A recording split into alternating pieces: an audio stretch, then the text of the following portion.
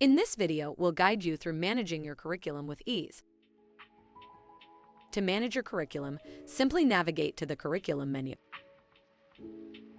Here, you have the power to add, modify, or update your curriculum at any time.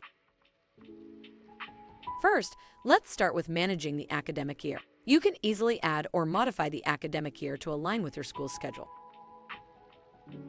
Next, let's dive into board information. You can add or modify boards, and within each board, you'll find all the grades taught in your school.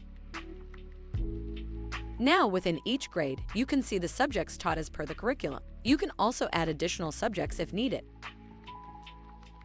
And within each subject, you'll find all the chapters of the syllabus. Here, you have the flexibility to add or remove the chapters as required. With Roombr, managing your curriculum is as easy as that.